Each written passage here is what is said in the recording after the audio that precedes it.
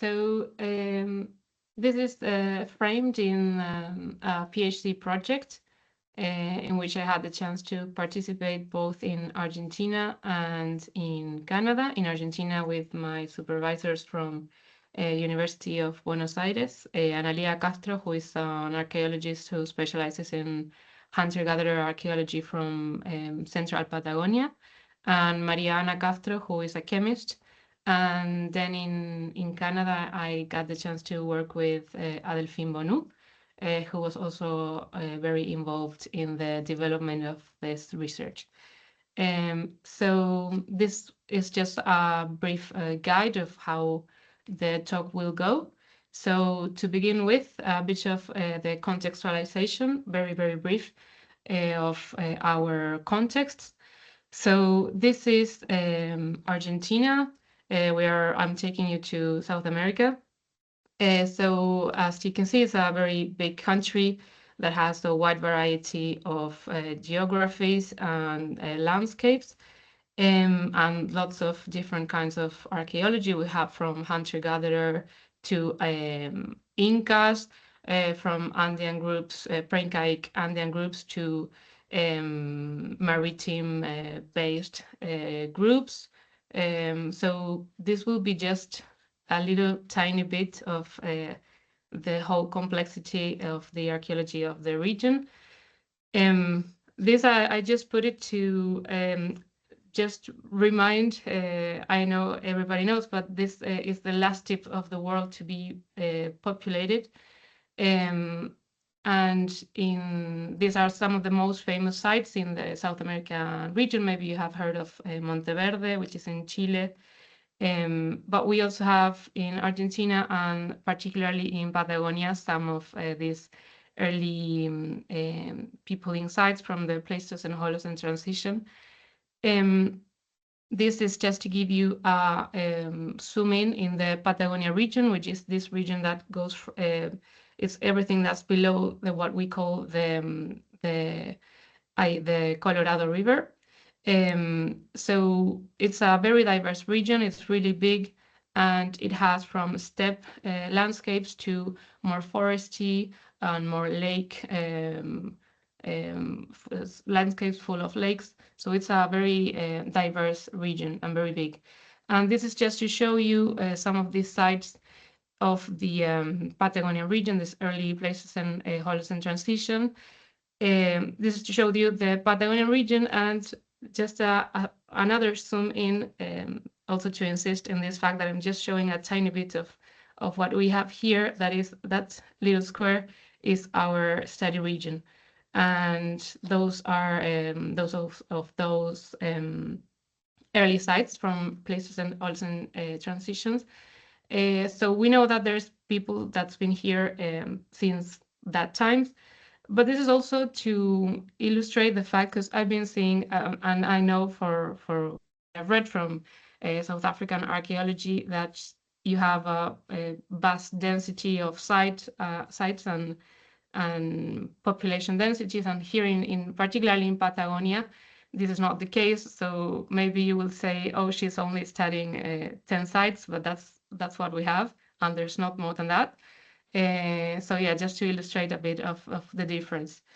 So a bit of particularly this research area and what it has in terms of archaeological record. So this is another zoom into our study region. What we call Chubut is this, what is in red, which is the province. We are divided in different provinces, and we work more precisely in the southwestern part of Chubut. So we are really close to the frontier with Chile, which is this yellow line. It's just some of the sites that are just 5 kilometers away. And we are also really close to the frontier with the next province, which is Santa Cruz, which is famous because of the UNESCO site that you may have heard of, the Cave of the Hands, Cueva de las Manos. Which is a big cave full of hand stencils. We have some of that here in this region, not as nicely preserved, unfortunately, but so we have these two main regions that we can divide seeing the rural locations that are more proximal to the sites. So to the west, we have Aldea Veleiro, and to the east, we have Rio Macho. And in those areas, there's like a concentration of sites. There are more sites, but these that are marked here are the only ones that have rock art. So Aldea Veleiro, the one that is more close to Chile, is more, in terms of landscape, it's more of a four-step gradient. So as you approach to Chile, you can see bigger patches of forest, so it's more vegetated.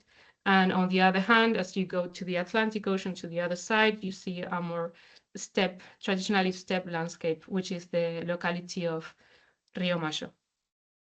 A bit of what we have in terms of archaeological record. As I said previously, we have records of early Holocene. This particular site has radiocarbon dates from early Holocene, from 9,000 years ago. We also have another site that has a 10,000 years radiocarbon date. And we have occupations until recent times. So, for example, from our most historical time periods, we have this materiality related to colonizers. And we also have indigenous techniques also performed on these European materials, like this scrapper that's made in glass. In terms of rock art, we have lots. It's relative because I know you have lots. I'm not sure we have that many, but we have lots of depictions of hand stencils mainly, and we also have depictions of these zoomorphs, mostly guanacos. For you to know, it's the wild ancestor of the llama, the guanaco, and it's the most the most valuable resource that we know, the most valuable mammal in this in the Patagonian region in general, for the people who inhabited this region, and it's still today a very important resource. And then we have huemul, which is this Patagonian cervid, and also we have some abstract motifs. And this is a very particular type of motifs that is more characteristic of the Chilean side of our study region, and that is more related to this Cape of the Hand sites and more southern Patagonia rock art. And you can see that it's not very nicely preserved. We have a big issue with that regard. Here is an example of hand stencils that are mostly not seen. And also another interesting fact is that we have lots of kids hand stencils. So for example, here, this particular site has all depictions of kids' hands, and these two here are really, really small. And on the other hand, as we approach as we go to the Atlantic Ocean, we have this also really particular abstract motifs, and we have a more wide variety of colors. Because what I didn't say before is that those previous paintings are more related to early to middle Holocene times based on stylistic approaches. These motifs that we have here are more related to late Holocene context, and they are also thought to be related to demographic growth in the population in late Holocene times. And so we have a very wide diversity of colors, including, for example, green colors. This is just a zoom in to this abstract motif. I don't know if the green is very visible, but anyways, here I think it's more evident. So an issue that we have in this region is the conservation, as I said, but in these particular sites here, the issue is more related to the rock than to the paintings themselves. So this is just to show you how it looks like. It's really falling apart. Maybe the most evident case is this. This is a picture from, I will put the pointer, but this is a picture from 2007 that some colleagues lended us. And then when we went back in 2022, we found it like completely fallen. So that's quite discouraging. But what I wanted to show you is that besides this diversity of rock art that we have other materialities that account for the use of color in different supports. So we have painted wood, we have this painted projectile points, these painted bones, painted leathers, grinding stones with the paint. We have prepared pigments. We have fallen pieces of rock art that were found in stratigraphy. And even though I know it's not a pigment, we have textiles, but I put it here because we are interested in terms of management and use and choices around coloring resources. So this is a bit of the archaeological record that we have. We have this variety of materialities from different contexts. We have from burial sites, from domestic sites, that's from surface sites. So it's a wide variety of context and chronological periods that account for this use of paint and the production of paint. So having that, a bit of what we aimed for this research was to explore how groups inhabiting this region over 10,000 years managed, selected, and used coloring resources, and what this implied in their social life. And as more specific goals, we aim to evaluate the possible relationships between rock art and painted objects, and on the other hand, to identify the diversity of activities beyond rock art production that involve the use of coloring raw materials and paint preparation, also to assess the compositional characteristics of paint found in different materials and support, and to identify differences in paint preparations and use over time and across different materialities. A bit of very, very brief of what we how we are interpreting the results that we are getting and the standpoints from where we are heading this research. And this is really brief, but basically landscape archaeology, understanding that places become landscapes when they enter in a relational logic with people who load those landscapes with meaning, and also that rock art fixates and defines these meanings in the landscape, and also as rock art, the management and the interaction and selection of pigments and coloring resources also contributes to the building of these perceptions.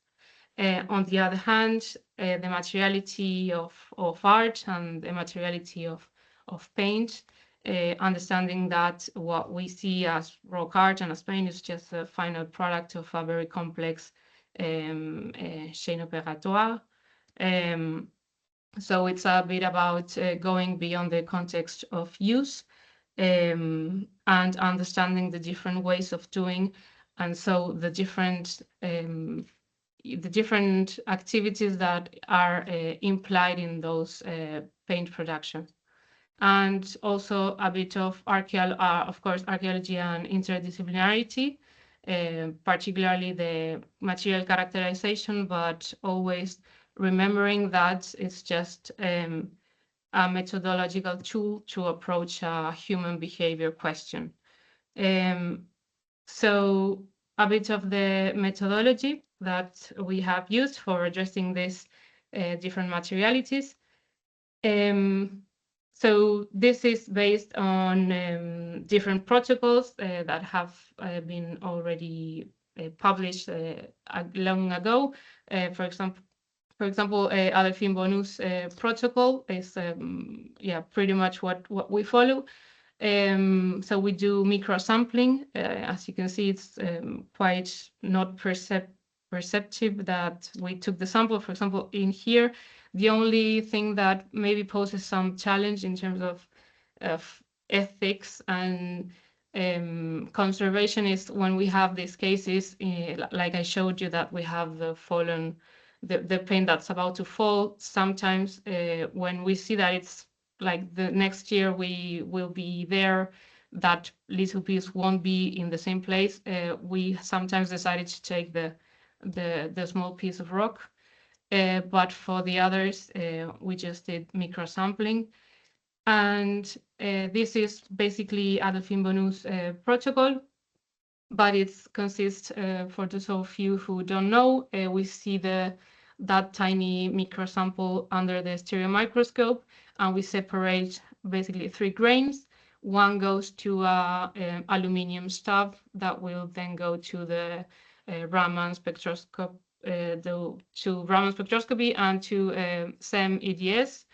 Then another grain will be used for FTIR, micro FTIR characterization, and then probably the biggest and prettiest grain will be used for cross-section, which is this idea of exposing the stratigraphic profile of a sample. And then this, we also characterize it through Raman spectroscopy and SEM EDS. So this is just to show a bit of what we mentioned, what we call raw samples and what we call cross-section samples.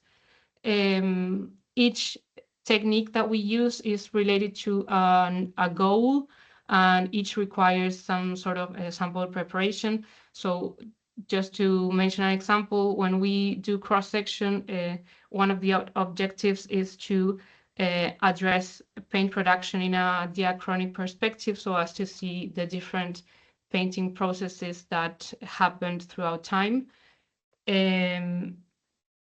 So given all this, and given that we have many different materialities and many sites, many for us, I know that for you maybe it's not that much, but I decided to show a few study cases to show a bit of the variety of what we have been doing with the same analytical techniques, the limitations that we had, and what inferences we could make from those cases. So I brought you an example on one of the rock art sites, an example on excavated objects, and an example of the textiles, which I know is not paint related, but I think it's interesting in terms of coloring resources management in the area. So to begin with, the rock art example. So this is some rock art that I've already showed you, but this is the site that has given dates that go from 9,000 years to recent times. And it has one main cave in which the excavation was made, and then it has 2 other shelters, smaller shelters.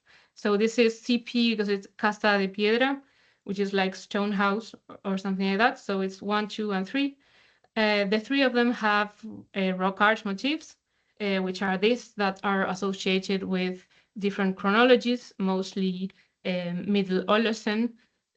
So what we did, well, we have lots of reds and whites. It's the predominance is red and white. So we decided to do this kind of analysis to understand, particularly in the red cases, if we could differentiate different ways of making these red mixtures in these different chronologies motifs. So unfortunately, we found that that was not the case. We couldn't associate, for example, a type of hematite, as I will explain now, to a type of motif. So for those of you who don't know, hematite has this specific signature, and the ways in which hematite, which is the main chromophore for these red paints, the way in which it is processed, it can change the Raman signature of it. So it's not the same if you hit the hematite more or if you hit it less, or if you ground it more or if you ground it less. It will end up in different crystallinities that will be reflected in different peaks and sharpener peaks, and the position of peaks that will be different depending on the type of processing that hematite had. And on the other hand, this difference in the peaks of hematite and the position of the peaks can also be related to different sourcing. So what we could identify was 3 types of hematites that we identified as hematite type 1, 2, and 3. So we proposed that we had at least 3 mixtures that we don't know if it's related to different sources or if it's related to different manufacturing processes. As you can see, we have hand stencils that were grouped in different hematites, zoomorphs that were also grouped in different types.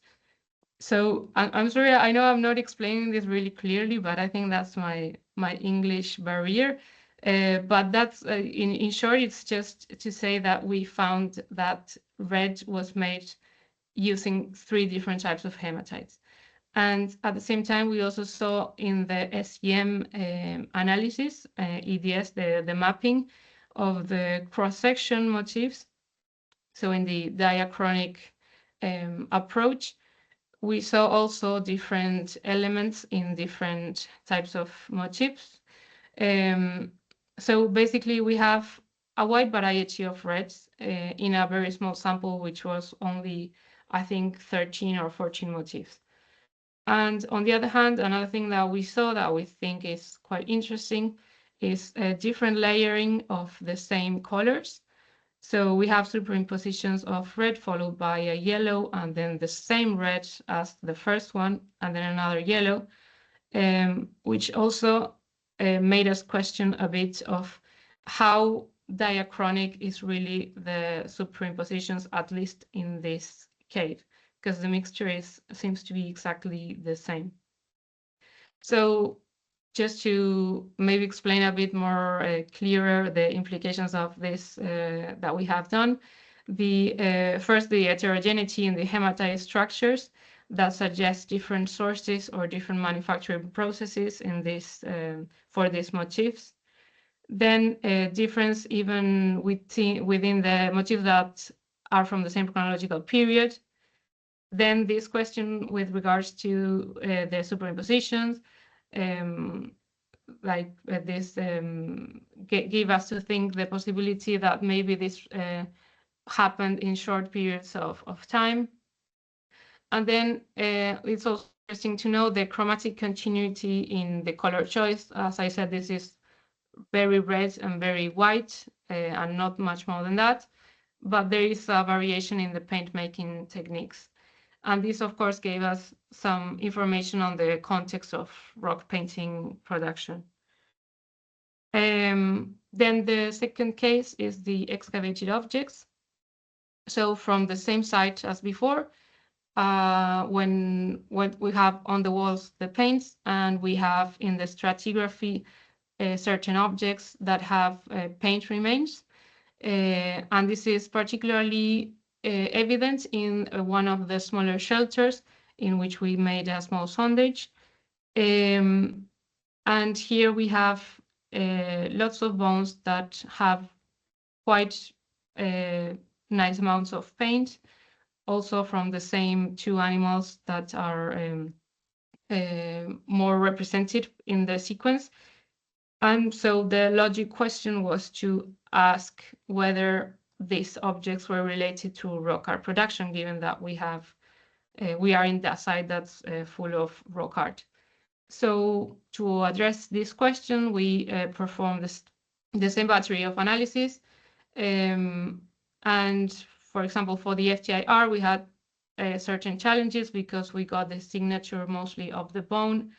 and very diffuse sign of the kaolinites and the related pigments and clays. So we saw the iron, we saw the layers of iron here, and we did a cross section with lots of difficulties because it was bone and it was really hard to perform. But maybe the most useful tool here was the Raman again. And with this, we got to see that we got a different signature from hematites that differed from that from rock art. So what we implied is this different signature, so that maybe paint production of these objects was related to other types of activities rather than rock art. But of course, we cannot only relate on archaeometric studies. We need to do some functional studies. But it was interesting to maybe, at least in Patagonia, where we tend to associate debris found on stratigraphy that has pigments or paint to that rock art that we see on the wall, maybe some caution related to that, and trying to think of other type of activities, even in this domestic context in which this is usually found, that needed or that used paint. And the last case is these textiles that I want to show it because it's really unique and very rare in the Patagonia region. So this come from a site in also the Rio Macho side of our region. And this is a site that's called Alero Masquiarán, in which 5 individuals were found, 3 of them kids, covered in these painted leathers and these textiles. And this type of burials in this Patagonian context, in this historical period context, is really common. This dates to 300 years ago. So we found goods that are related to European trade, like glass beads. But what is really unique and really rare is the assemblage, the other assemblage, apart from the European beads. That is this indigenous Tehuelche, which is one of the groups that inhabited the region, that their typical good was this painted hives, which are called quillangos. And that in ethnographic times was really associated to these groups.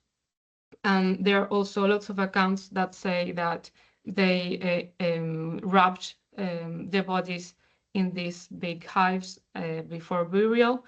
And on the other hand, we have this technology, which is the textiles, that also in ethnographic times is really related to Mapuche people, which is a different group, ethnic group. But at the same time, the designs depicted in these textiles have nothing to do with traditionally Mapuche textiles. And they have really evident resemblance to northwestern Argentina designs, to Andean designs that are more than 2,000 kilometers away. So just from the design, there was like this idea that this had been obtained through long distance trade networks. And what we tried to do was to apply this different battery of analytical techniques. And also it was quite challenging because particularly in Patagonia, we have very little knowledge on textile and dyeing production. So just to show you a bit of the 3 objects, the 3 textiles that we have a faja, a manto, and a poncho. This faja is like 2 meters long, and it was assumed that it has to do with these cribs, is it? Like the things to carry the babies. I've missed the word. But it was used by women to tie the kids to their backs, first into a crib and then into their backs.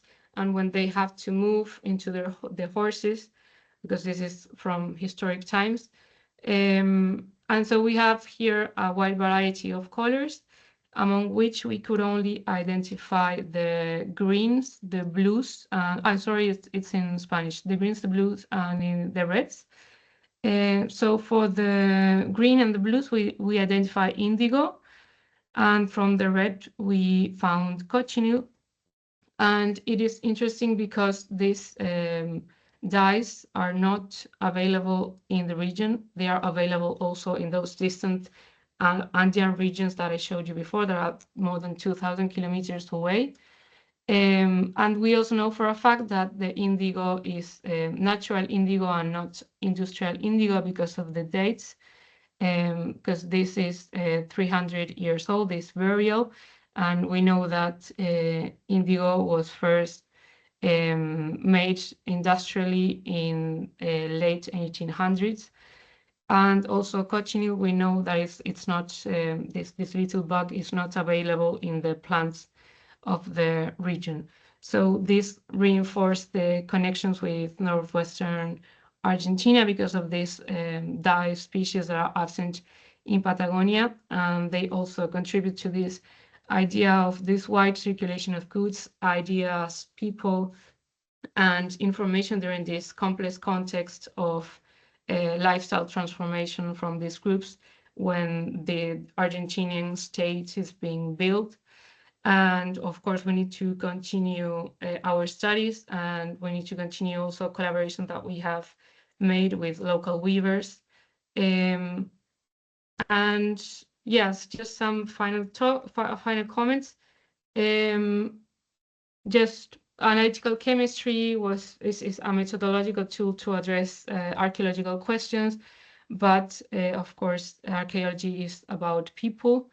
Then this also reinforces the idea that coloring raw materials are highly significant resources. And this for us is especially important because particularly in Patagonia, there is a tendency to see more of these people like surviving. So just this also contributes to the fact that there are some resources that are not related directly to subsistence, but that are of high importance. Also, that paint is just the final product of a complex series of human knowledge, actions, and choices, and that this paint production and its application on different supports was a way of transforming and socially construct and inhabit this particular landscape. And just to close, because when we have the chance to reach a broader audience, we like to at least comment on our situation as part of the Global South and as part of all the challenges that this doing research, doing science in general, but doing archaeology in particular entails. We are currently facing difficulties in terms of as everywhere, but in terms of funding, but we are working on budgets that are under $100 a year. And so we think that when we have the chance to say this, it is important because we in different parts of the world don't have the same possibilities of doing science. And we think that is something to sometimes acknowledge. And also I wanted to say that we have an approach of doing archaeology for the people, especially in this context in which people that many of which are probably descended from the ethnographic groups that inhabited this region don't have access to these archaeological sites. So we try to do a lot of outreach activity, especially with the kids, and with different seminars and workshops on digging and painting. And I know this is not strictly related to the talk, but we always think it's nice to bring it up. So I think that's pretty much it. Thank you very much. Thank you, David and Andrew, for the invitation, and everybody for listening. Thank you very much, Lucía. We really appreciate you coming through to talk to us today. Any questions from the floor? Well, I have one, just because of my background. So earlier you'd mentioned that you had consistency in motifs, but variation in the pigment chemistry. For someone who doesn't have a background in the chemistry side, you know, I know you showed the graphs there. How different are the pigments? So there's those three red pigments. Just for a layperson, how different would you say that those pigments were? Is it a really significant difference? Is it sort of almost incidental? How do you contextualize that? Well, that's an issue, because first, the thing is that maybe the sample that I took is different from the bigger motif. So I'm taking a sample that's different from the rest because of that. But we have discarded that hypothesis because it's really evident in the variety that we have in the small amount of motifs that we took, that we sampled.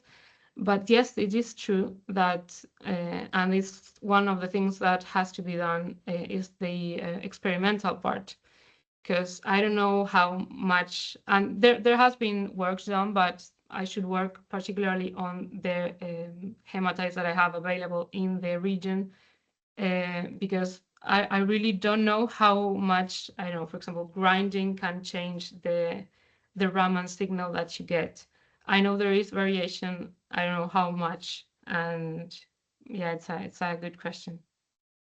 Well, I sort of knew it was also going to be a little bit painful to answer. Thank you. I appreciate it. All right. Anyone else?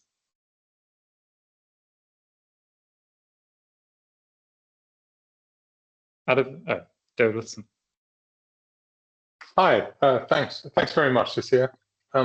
I was just curious about, I think you called them, if I'm pronouncing it correctly, quillangos, the kind of burial hides. Are those artifacts, are those produced exclusively for burials? Is it part of the process of burying a body? Thanks. No, they were produced for other uses. There are even some of them that are in, of course, museums elsewhere than in Argentina, but they were sold. They were really like precious goods. They were really valuable because they were also sometimes made of the I don't know the word in English, but the little guanaco. Like the best fur was used to make this, and they were really valued by Europeans. So there was like a production of these things in historical period, in contact period. Thank you. Peppa?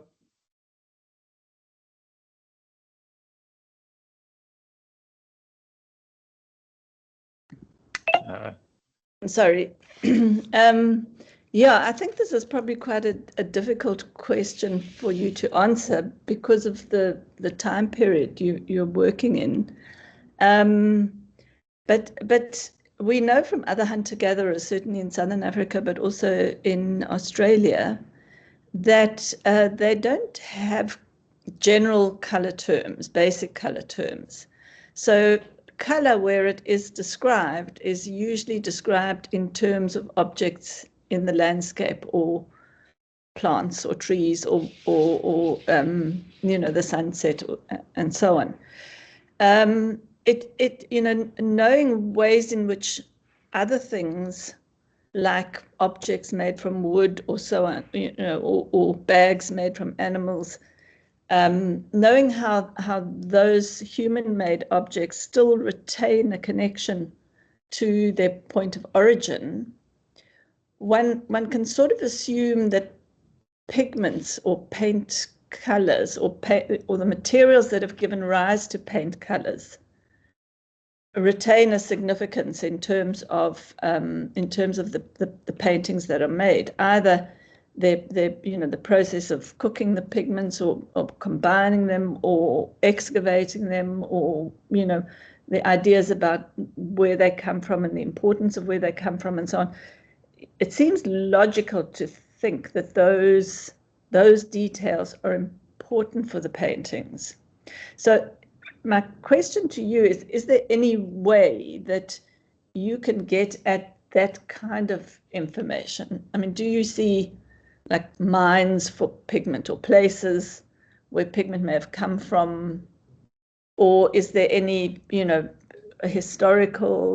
historical records of the meaning of the materials that have given rise to pigments and so on? So as for the ethnographic sources that we have, we know for a fact that the collecting of pigments sometimes changed the routes of mobility of the people. So we know that the acquiring of these resources was as important as hunting and so on. But the thing is that with the information we have is really limited in terms of ethnography. We don't have that many.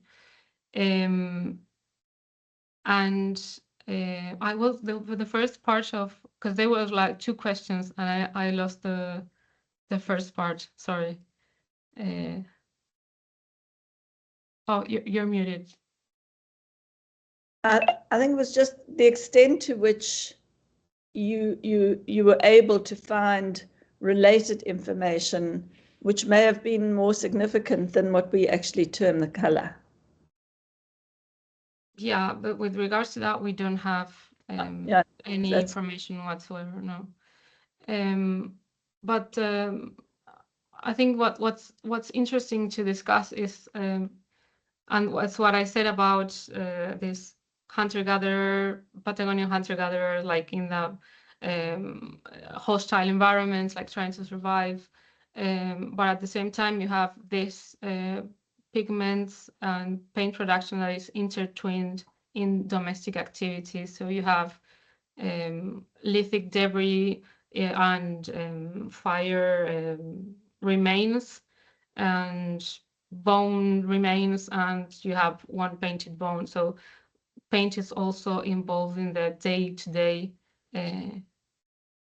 life of these groups. I don't know if I answered your question.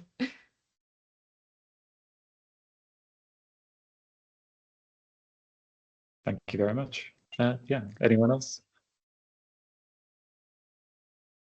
I do have just as a point of interest, you mentioned green pigment up at the top. Do you know what that would be made out of? What the pigment would be? Yes, it's what we have here. It's green earth, which is glauconite and celadonite. That it's also quite like hematite. It's quite distributed in general in nature. But we know that a bit up north, there are some colleagues that have also green rock art, and they have found some copper-related pigments. But for us, it's green earth pigment. Thank you. It's quite unusual coming from our part of the world to see that sort of thing. So I was quite curious. Green is rare. Yeah. David. Thanks. Sorry to ask another question. But I was curious, Lucía, you're talking about color management, and obviously that ties into social processes, and as you say, the kind of, I don't know, the socialization of the landscape. Do you know, I was just wondering if anything had come out of the early travelers, the chroniclers. Is there any indication that there were restrictions on certain colors? Maybe older people or ancestors being associated with something like white, and other colors being that kind of symbolism. Is there anything like that you know of? No, unfortunately, we don't have that much detail. But we do know, not in this region, but there is lots of, it's really interesting research on body paint on Selknam groups, which are in Fuego, Patagonia, which is like the southernmost part of the world. And there is a super complex studies on colors for the men, colors for men who are in certain ritual passages. Here in particular, no, because in these groups, ethnographic groups that were here, the Tehuelches and the Mapuches, we don't have that kind of information, but more south, there is lots of information on that. And it's really, if you're interested, it's really, I highly recommend looking into that because it's really interesting. Thank you. So we had another hand. Sam, do you still want to ask? Yes, thank you. I was just waiting to see whether anyone else had covered it. Thank you for a great talk. I was just wondering about evidence for pigments having traveled long distances, because you were just talking about the local color of green, and I was wondering about the azul, the blue, and all of these things coming from long distances. I think you touched on it briefly in your talk, but do you have any more evidence for coloring materials traveling over long distances? So for the rock arts, we just have this locally available pigments. That's hematite, green earth, carbon blacks, and so on. As for now, the only evidence of this long trade is for these dyes of these textiles. But we don't know if it's the dye that's coming or if it's the textile that's coming already finished. But it's from a historical period. It's from 300 years ago. But earlier than that, we don't have any pigment that's characteristic from a particular geographic area. I don't know if I answered. Yes, thank you.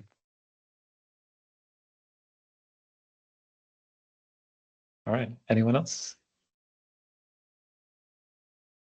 Well, then I think I'll wrap up. Thank you so much, Lucía, for giving us your time. We really appreciate it. Definitely getting to see a glimpse of what happens in a kind of radically different setting to our own. It's always rewarding.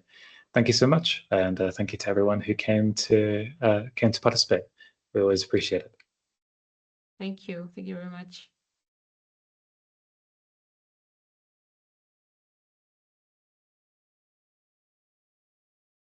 All right.